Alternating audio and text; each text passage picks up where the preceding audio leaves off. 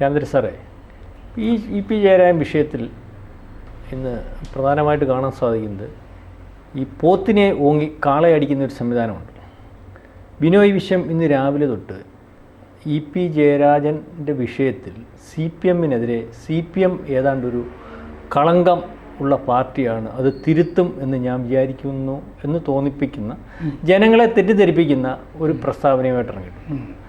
അത് ഒരു ശരിയായ രീതിയാണ്. അല്ല, അദ്ദേഹം കഴിഞ്ഞ ദിവസവും പറഞ്ഞിരുന്നു ഈ BJP നേതാവുമായിട്ട് ജയരാജൻ പോയി സംസാരിച്ചത് ശരിയായില്ല എന്ന് ബിനോയ് വിശ്വം പറഞ്ഞിരുന്നു. ഈ ബിനോയ് വിശ്വം എന്താണെന്ന് വെച്ച് കഴിഞ്ഞാൽ വലിയ ഈ വർഗീയ വിരുദ്ധ മുഖം എടുത്തണിയുന്ന ആളാണ്. അങ്ങനെ ആണ് അദ്ദേഹം ഭാവിക്കാറ്. അത് മുമ്പ് ഡൽഹിയിൽ MP ആയിരുന്നപ്പോഴുമൊക്കെ അദ്ദേഹം ഈ BJP-ക്കെതിരെ ഇങ്ങനെ പറഞ്ഞുകൊണ്ടിരിക്കും. അപ്പോൾ ഈ സത്യത്തിൽ ഈ പൂച്ചയ്ക്ക് പൊന്നൊരുക്കുന്നിടത്ത് എന്താ കാര്യം? CPI-യേക്കാൾ വലിയ പാർട്ടിയാണ്. CPI-ക്ക് നേതാക്കൾ മാത്രമല്ലേ ഉള്ളൂ, അണികളില്ലല്ലോ. അപ്പോൾ അവരുടെ കാര്യം അവർ കൈകാര്യം ചെയ്തോളുമല്ലോ. പിന്നെ അങ്ങോട്ട് ഈ ഉപദേശം കൊടുക്കേണ്ട കാര്യമൊന്നും ബിനോയ് വിശ്വത്തിനില്ല. ബിനോയ് വിശ്വം എന്താണെന്ന് വെച്ചാൽ അദ്ദേഹത്തിൻ്റെ പാർട്ടിയിലെ കാര്യങ്ങൾ, ചെറിയ പാർട്ടിയാണെങ്കിലും വിഭാഗീയതയും കാര്യങ്ങളും ഒക്കെ ഉണ്ടല്ലോ, അതൊക്കെ പരിഹരിക്കുക. പിന്നെ അതുപോലെ തന്നെ പന്ന്യൻ രവീന്ദ്രനും സുനിൽ കുമാറിനും ജയിക്കാൻ വേണ്ടി അദ്ദേഹം എന്തൊക്കെയാണ് ചെയ്തതെന്ന് വെച്ച് കഴിഞ്ഞാൽ അതൊക്കെ ജനങ്ങളോട് വിവരിക്കുക. പത്രസമ്മേളനം അതിന് വേണ്ടി നടത്തുക. അതൊക്കെ ചെയ്തിരുന്നെങ്കിൽ കൊള്ളാമായിരുന്നു. പക്ഷെ ആ രണ്ട് സ്ഥാനാർത്ഥികളും ജയിക്കാൻ വേണ്ടിയിട്ട് എന്തെങ്കിലും ചെയ്തതായിട്ടൊന്നും അദ്ദേഹം പാട്ട് എഴുതി കൊടുത്തായിരുന്നു പന്ന്യൻ. അല്ല, പന്ന്യൻ അവസാനം ഒരു പത്രസമ്മേളനം നടത്തുന്നത് ഞാൻ കണ്ടു. എം വിജയകുമാറിനെ വലതുവശത്തിരുത്തിയിട്ട് പന്ന്യൻ പറയുന്നത് എന്താണെന്ന് വെച്ചാൽ മറ്റേ രണ്ടുപേരും വിദേശ സർവകലാശാലകളിൽ പഠിച്ച ആളുകളാണെന്ന് പറയുന്നു. ഞാനൊന്നും പഠിച്ചിട്ടില്ല, എനിക്ക് വിദ്യാഭ്യാസം ഇല്ല, എന്നാലും ഞാൻ ലോകസഭയിൽ പോയി മലയാളത്തിൽ വൃത്തിയായിട്ട് ഞാൻ 10 കോടി ഇങ്ങോട്ട് കൊണ്ടുവന്നു. ഈ വോട്ടെടുപ്പ് കഴിഞ്ഞിട്ട് അങ്ങനെ ഒരു പത്രസമ്മേളനത്തിൻ്റെ ആവശ്യം എന്താണ്? ഞാൻ ദരിദ്രനാണ്, എനിക്ക് പഠിക്കാൻ കഴിഞ്ഞില്ല എന്നൊക്കെയുള്ള കരച്ചിലൊക്കെ വോട്ടെടുപ്പിന് മുമ്പാണെങ്കിൽ എന്തെങ്കിലും ഒരു ഗുണം ചെയ്യും. ഇത് തീർന്നില്ലേ? തീർന്ന ശേഷം രണ്ടുപേര് എന്നെ പരിഹസിച്ചു, അവഹേളിച്ചു, അവർക്ക് വിദ്യാഭ്യാസമുണ്ട്. CPI-ക്കും വിദ്യാഭ്യാസമുള്ള ആളുകളെ JNU എന്നൊക്കെ കൊണ്ടുവരാമല്ലോ. അല്ല, അതിനകത്ത് സാർ ശ്രദ്ധിച്ചില്ലേ? സാറ് ചോദിച്ചു ഈ ഇലക്ഷന് ശേഷം അദ്ദേഹം എന്തിനാണ് ഇങ്ങനെ ഒരു പത്രസമ്മേളനം മുൻകൂർ ജാമ്യമാണോ? അല്ല, അതെ, എന്ന് വെച്ചാൽ നല്ലൊരു മനുഷ്യനാണ്. അപ്പോൾ പുള്ളി പറയുന്നത് ഈ നിങ്ങളെല്ലാം വോട്ട് ചെയ്തത് വലിയവനെ കണ്ടും അല്ലെങ്കിൽ ആകാശം മുട്ട നിൽക്കുന്ന ആളിനെ കണ്ടും ഇംഗ്ലീഷ് പറയാൻ പറ്റുന്ന ആളിനെ കണ്ടുമാണല്ലോ വോട്ട് ചെയ്തത്. ഞാനൊരു പാവം പിടിച്ചവനായതുകൊണ്ടല്ലേ എനിക്ക് വോട്ട് ചെയ്യാഞ്ഞത്. എനിക്ക് വോട്ട് ചെയ്യാഞ്ഞണക്കെയും എനിക്ക് വിദ്യാഭ്യാസമില്ലാഞ്ഞണക്കെയും എൻ്റെ സാഹചര്യം കൊണ്ട് പഠിക്കാൻ സാധിക്കാഞ്ഞണക്കെയും ഞാൻ ലോകസഭയിൽ പോയി മലയാളത്തിൽ വൃത്തിയായിട്ട് സംസാരിച്ചവനല്ലേ. അതൊന്നും ഓർത്തുകൂടായിരുന്നോ എന്ന് ഓർമ്മിപ്പിച്ചതാണ്. അദ്ദേഹത്തിൻ്റെ വിഷമം കൊണ്ട് ഒരു പത്രസമ്മേളനം വിളിച്ചു എന്നുള്ളതേ ഉള്ളൂ. അത് നേരത്തെ ആയിരുന്നെങ്കിൽ കുഴപ്പമില്ലായിരുന്നു. 2 ദിവസം മുമ്പായിരുന്നെങ്കിൽ എൻ്റെ അവസ്ഥ ഇതൊക്കെയാണ് എന്ന് പറഞ്ഞാൽ ഒരു സഹതാപത്തിൻ്റെ കുറച്ച് വോട്ടുകളെങ്കിലും കിട്ടിയേനെ. അപ്പോൾ അങ്ങനെ ഒരു പത്രസമ്മേളനം നടത്തേണ്ടതില്ല എന്ന് ആ സഖാവിനെ ബിനോയ് വിശ്വത്തിന് ഉപദേശിക്കാമായിരുന്നില്ലേ? അല്ലെങ്കിൽ 2 ദിവസം മുമ്പ് ഇങ്ങനെ ഒരു പത്രസമ്മേളനം നടത്തൂ സഖാവേ എന്ന് ഓർമ്മിപ്പിക്കാമായിരുന്നു. സാറി പറഞ്ഞ പോലെ ബിനോയ് വിശ്വത്തിന് സ്വയം തോന്നുന്നുണ്ട് കേരളത്തിൽ CPI എന്ന് പറയുന്ന ഒരു പാർട്ടിയുടെ, CPI എന്ന പാർട്ടി വളരെ നേരത്തെ തന്നെ CPM-ഉമായിട്ട് സമം വെച്ച് നോക്കുമ്പോൾ വളരെ വോട്ട് കുറവുള്ള പാർട്ടിയും, പക്ഷേ ആദർശത്തിൻ്റെ കാര്യത്തിലും നേതാക്കന്മാരെ ചർച്ച ചെയ്യുന്ന കാര്യത്തിലും CPM അപേക്ഷിച്ച് CPI-ക്കകത്ത് നല്ല നേതാക്കന്മാരുണ്ടെന്നും അല്ലെങ്കിൽ നല്ല വ്യക്തിത്വം ഉണ്ടെന്നും ഒക്കെ പറയുന്ന ഒരു കാലമുണ്ടായിരുന്നു. അല്ലെങ്കിൽ CPI-യുടെ സെക്രട്ടറിമാരെ CPM-ൻ്റെ സെക്രട്ടറിയോളം വലിപ്പത്തിൽ ഈ കേരളം ചർച്ച ചെയ്യുന്ന ഒരു അവസ്ഥയുണ്ടായിരുന്നു. പക്ഷേ ഇന്ന് ഇന്ത്യയിലുടനീളം ദേശീയ സെക്രട്ടറി ആയാലും കേരളത്തിലെ സെക്രട്ടറി ആയാലും ചർച്ച ചെയ്യാൻ പറ്റാത്തൊരവസ്ഥ. ബിനോയ് വിശ്വം എന്നൊക്കെ പറഞ്ഞ ആൾ സെക്രട്ടറി ആയിട്ട് വന്നു. പുള്ളിക്ക് മാത്രം അറിയാം ഞാൻ സെക്രട്ടറിയാണ്, CPI-യുടെ സെക്രട്ടറി ആണെന്ന് അറിയാം. ചിലപ്പോൾ ഈ ബിനോയ് വിശ്വം ഈ കാനം രാജേന്ദ്രന് പഠിക്കുകയായിരിക്കും. അല്ല, കാരണം കാനം രാജേന്ദ്രന് ഇടയ്ക്കിടയ്ക്ക് ഈ ഉപദേശങ്ങൾ കൊടുക്കുകയും ആദ്യഘട്ടങ്ങളിലൊക്കെ, പിന്നീട് ഉണ്ടായില്ല, തെറ്റുപറ്റുമ്പോഴൊക്കെ വിമർശിക്കുകയും ചെയ്യുമായിരുന്നു CPI. അങ്ങനെയാണ് അദ്ദേഹം ന്യൂസ് മേക്കറൊക്കെ ആയത്. പക്ഷേ ഈ ബിനോയ് വിശ്വത്തിൻ്റെ പാരമ്പര്യം എന്താണെന്ന് വെച്ചാൽ അദ്ദേഹം ഈ CK ചന്ദ്രപ്പൻ്റെയൊക്കെ ഒരു പാതയിലാണ്. കോൺഗ്രസുമായിട്ട് നമ്മളെപ്പോഴും സഖ്യത്തിലായിരിക്കണം എന്ന് വിശ്വസിക്കുന്ന ഒരാളാണ് ബിനോയ് വിശ്വം. അതുകൊണ്ടായിരിക്കും സത്യത്തിൽ ഈ വയനാട്ടിൽ CPI സ്ഥാനാർത്ഥിയായ ആനി രാജ വന്ന് നിന്നല്ലോ.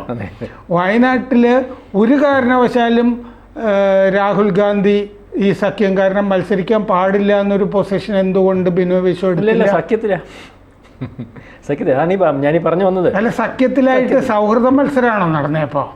പുള്ളി പറഞ്ഞത് അദ്ദേഹം പറഞ്ഞ പോലെ കോൺഗ്രസുമായിട്ട് ഒരു കൃത്യമായ അടുപ്പം ഉണ്ടായതുകൊണ്ട് ഇനിയിപ്പം നമ്മുടെ സ്ഥാനാർത്ഥി ഉണ്ടെങ്കിൽ പോലും ആ അടുപ്പത്തിനകത്ത് കുറവൊന്നും വരുത്തണ്ടെന്ന് വെച്ച് ആ അടുപ്പം വെച്ചിട്ട് ബഗുസരായിൽ കനയ്യകുമാറിന് സ്ഥാനാർത്ഥിത്വം കൊടുക്കാത്തത് എന്ത്? അല്ല, അവിടുത്തെ ബീഹാറിൽ അവിടുന്ന് ഓടിച്ച് ഡൽഹിയിലേക്ക് പലായനം ചെയ്യിച്ചിട്ട് അവിടെ രാഹുൽ ഗാന്ധിയുടെ മുതുകത്ത് വെക്കുകയല്ലേ ചെയ്തത്? രാഹുൽ ഗാന്ധിയുടെ മുതുകത്ത് വെക്കുകയാണെന്ന് ചെയ്യുന്ന സാറി പറഞ്ഞ ബീഹാറിൽ അയാളെ മത്സരിപ്പിക്കാൻ ഒക്കത്തില്ലെന്ന് അവിടുത്തെ ഇവരുടെ ഘടകകക്ഷി CPI തീരുമാനിച്ചു. കാരണം അയാൾ CPI ഉണ്ടായിട്ട് CPI വളർത്തി CPI അയാൾ പോയി. അതുകൊണ്ടാണ് അയാൾ CPI ഉണ്ടാക്കിയെന്ന് പറഞ്ഞാൽ അയാൾ ഈ പറയുന്ന കണക്ക് വലിയ JNU ഇന്ത്യ വിരുദ്ധ മുദ്രാവാക്യം വിളിച്ചപ്പോൾ ആ മുദ്രാവാക്യത്തിന്റെ പുറകിൽ ഉണ്ടായിരുന്ന ആൾക്കാർ ഏറ്റെടുത്ത് കൊണ്ടുവന്ന ഒരു നേതാവാണത്. പറഞ്ഞു മനസ്സിലായി. CPI പിന്നെ അതങ്ങ് ഏറ്റെടുത്ത് CPI പിന്നെ ഞങ്ങളുടെ നേതാവായിട്ട് ഞങ്ങൾ കൊണ്ടുപോകുന്നുള്ളൂ. ഇന്ത്യ വിരുദ്ധ മുദ്രാവാക്യം JNU വിളിക്കുകയും അത് ലോകം മൊത്തം കേൾക്കുകയും ചെയ്തപ്പോൾ ഇന്ത്യ വിരുദ്ധ മുദ്രാവാക്യത്തിന് ആര് ഫണ്ട് ചെയ്തു? ആ ഫണ്ടർമാരുണ്ടാക്കിയെടുത്ത നേതാവാണ് കനയ്യകുമാർ.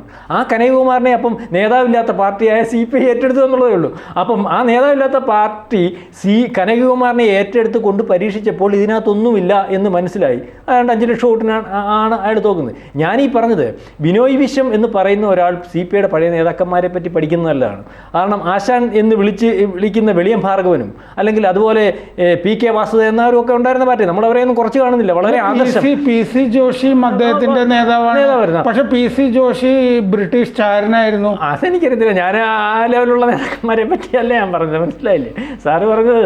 പക്ഷേ നേതാക്കന്മാർ ഈ CPI നേതാക്കന്മാരെ സംശുദ്ധ രാഷ്ട്രീയക്കാർ എന്ന രീതിയിൽ കേരളം ചർച്ച ചെയ്തുകൊണ്ടിരുന്നത്. ഇപ്പം അങ്ങനെ കേരളത്തിൽ CPI നേതാക്കന്മാർക്കൊരു അവരുടെ വാക്കുകൾക്കൊരു പ്രസക്തി ഉണ്ടായിരുന്നു. ഏറ്റവും അവസാനം കാനൻ രാജേന്ദ്രൻ എന്ന് പറയുന്ന ആൾ എന്ത് സംസാരിക്കുന്നു എന്ന് പോലും മാധ്യമങ്ങളും ജനങ്ങളും ഒക്കെ ശ്രദ്ധിച്ചു. കാനൻ രാജേന്ദ്രനെ CPI കൊണ്ടുവന്നൊരു പരുവത്തിലാക്കിയിട്ട് പുള്ളിയൊക്കെ മരിച്ചു എന്നുള്ളതൊക്കെ ശരിയാണ്.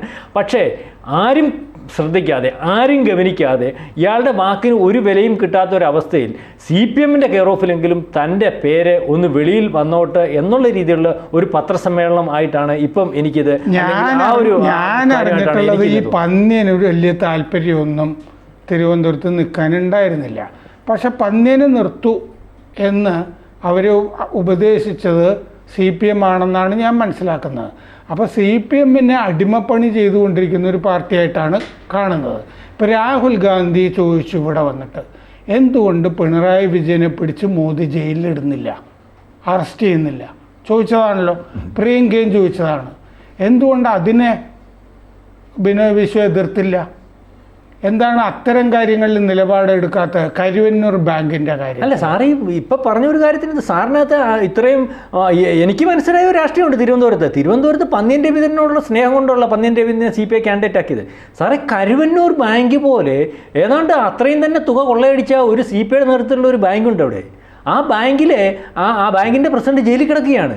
ഈ ബാസുരാങ്കൻ ഈ പന്ന്യൻ രവീന്ദ്രൻ എന്ന് പറയുന്ന മനുഷ്യനോടുള്ള ആദരവ് വെച്ച് മാത്രമാണ്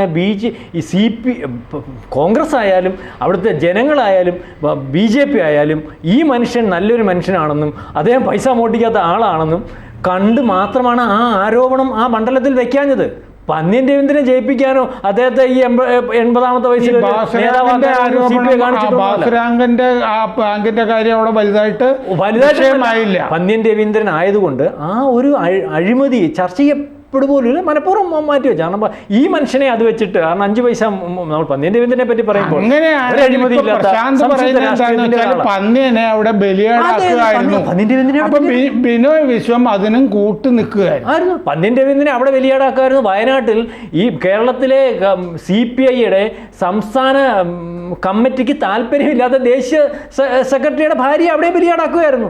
അവർക്ക് ആ വലിയ പൊട്ടൊഴിച്ചാൽ ബാക്കിയൊന്നും അവിടെ നിന്ന് ദേശീയ സെക്രട്ടറി രാജയോട് കാനം രാജേന്ദ്രന് താല്പര്യമുണ്ടായിരുന്നു. കാനം രാജേന്ദ്രന്റെ അരേ കമ്മിറ്റി തന്നെയാണ് ബിനോയ് വിശ്വത്തെ തെരഞ്ഞെടുത്തിരിക്കുന്നത്. അല്ല, അതെ. പക്ഷെ ബിനോയ് വിശ്വത്തിന് രാജയോട് വലിയ വിരോധം ഉണ്ടെന്ന് എനിക്ക് തോന്നുന്നു. പക്ഷേ ആ ബിനോയ് വിശ്വത്തിന് വ്യക്തിപരമായിട്ട് രാജയോട് വിരോധമില്ലെങ്കിലും ഈ കമ്മിറ്റിയുടെ വിരോധം ബിനോയ് വിശ്വം കാണിച്ചില്ലെങ്കിൽ നാളെ കാലത്തെ കമ്മിറ്റി സെക്രട്ടറി സ്ഥാനത്ത് ബിനോയ് വിശ്വത്തിന് ഇരിക്കാൻ പറ്റുന്ന അവർ പറയും. അപ്പം ആ ഒരു കാര്യമൊക്കെയാണ് ഇത്. അപ്പം ഞാനീ പറയുന്നത് EP ജയരാജൻ പോകുന്നെങ്കിൽ അത് CPM ചർച്ച ചെയ്തോളും. അല്ലെ CPM-നെ പഠിപ്പിക്കാനോ അല്ലെങ്കിൽ CPM-നെ തിരുത്താനോ അല്ലെങ്കിൽ അത്രയ്ക്കുള്ള കരുത്തൊന്നും ഉള്ള ഒരു രാഷ്ട്രീയ പ്രസ്ഥാനമല്ല. ഈ ബിനോയ് വിശ്വം CPM-നെ തിരുത്തുകയല്ല ഇവിടെ ചെയ്യുന്നത്. EP ജയരാജനെതിരെ നടപടിയെടുക്കാൻ CPM തീരുമാനിക്കുമ്പോൾ ഒരു തള്ള് അതിന് വെച്ചു കൊടുക്കുക എന്നുള്ളത് മാത്രമേ ഉള്ളൂ. 2 കൊല്ലം മാത്രം ബാക്കി നിൽക്കുന്ന EP ജയരാജൻ, അത് പാർട്ടിക്കകത്തു നിന്ന്, പാർട്ടിയിൽ ഇത്രയും പ്രവർത്തിച്ച് പാർട്ടിക്കകത്തു നിന്ന് മാന്യമായിട്ട് ഇറങ്ങി അല്ലെങ്കിൽ പാർട്ടിയിൽ നിന്ന് വിരമിക്കാൻ നിൽക്കുന്ന EP ജയരാജൻ, അദ്ദേഹത്തിൻ്റെ പേരിലുള്ള ആരോപണം ശരിയോ തെറ്റോ എന്ന് പോലും നോക്കിയാതെ ആ ഒരു ആരോപണം വന്നപ്പോൾ മാധ്യമങ്ങളും അത് എതിർ രാഷ്ട്രീയക്കാരും ഒക്കെ പറയുന്നതിനൊപ്പം EP ജയരാജനെ ആക്ഷേപിക്കുന്നത് CPM-നെ അതിൻ്റെ കൂടെ ആക്ഷേപിക്കുന്നതിന് തുല്യമാണ്. അത് CPM നടപടിയെടുത്തു, CPM-നുള്ള ആർജമുണ്ട്, അത് ഒക്കെ ശരിയാണ്. അപ്പം ഒരു കാര്യം ബിനോയ് വിശ്വം ആലോചിക്കണം. ബിനോയ് വിശ്വം നാട്ടുകാരെ തിരുത്താൻ നടക്കുമ്പോൾ അല്ലെങ്കിൽ മറ്റു പാർട്ടികളെ തിരുത്താൻ നടക്കുമ്പോൾ സ്വന്തം പാർട്ടിക്കകത്തുള്ള വിഭാഗീയതയും അല്ലെങ്കിൽ ജനസമ്മതിയുള്ള ആൾക്കാരെയൊക്കെ മാറ്റി നിർത്തും. സുനിൽകുമാറിനെ പോലെ അല്ല, അല്ലെങ്കിൽ സക്രിയമായിട്ട് ബിനോയ് വിശ്വത്തിന് ചെയ്യാവുന്ന വേറൊരു കാര്യമുണ്ട്. ഈ മന്ത്രിസഭയിലെ CPI മന്ത്രിമാരുടെ പെർഫോമൻസ് വളരെ മോശമാണെന്ന് നാട്ടുകാർക്ക് അഭിപ്രായമുണ്ട്. എന്തുകൊണ്ട് അവരെ തിരുത്തുന്നില്ല? അവരെ തിരുത്തുന്നില്ല. അതുപോലെ തന്നെ സ്വന്തം കുടുംബത്തെ പറ്റി ആക്ഷേപമുണ്ട്. അതുപോലെ സിവിൽ സപ്ലൈസ് ആ വകുപ്പ് അവരുടെ കയ്യിലാണല്ലോ. മര്യാദക്കല്ലല്ലോ ഇവിടുത്തെ മാവേലി സ്റ്റോറുകൾ, സിവിൽ സപ്ലൈസിന്റെ കേന്ദ്രങ്ങൾ, ഇതൊന്നും മര്യാദക്കല്ല. ഓണത്തിന് സംഗതികളൊന്നും വിഭവങ്ങളൊന്നും അവിടെ ഇല്ലായിരുന്നല്ലോ. പലചരക്ക് സാധനങ്ങളില്ല, പച്ചക്കറിയില്ല, ഹോർട്ടികോർപ്പ് ഇതൊന്നും മര്യാദയ്ക്ക് പ്രവർത്തിക്കുന്നില്ല. കാശ് കൊടുത്തിട്ടില്ല സപ്ലയേഴ്സിന്, ഈ ഹോൾസെയിലേഴ്സിനൊന്നും കാശ് കൊടുത്തിട്ടില്ല. അതുകൊണ്ടാണ് 5-6 മാസമായിട്ട് അവിടെ സാധനങ്ങളൊക്കെ ഇല്ലാതെ വന്ന്. എന്തുകൊണ്ട് അവിടെയൊന്നും കറക്റ്റീവ് മെഷേഴ്സ് എടുക്കുന്നില്ല ബിനോയ് വിശ്വം?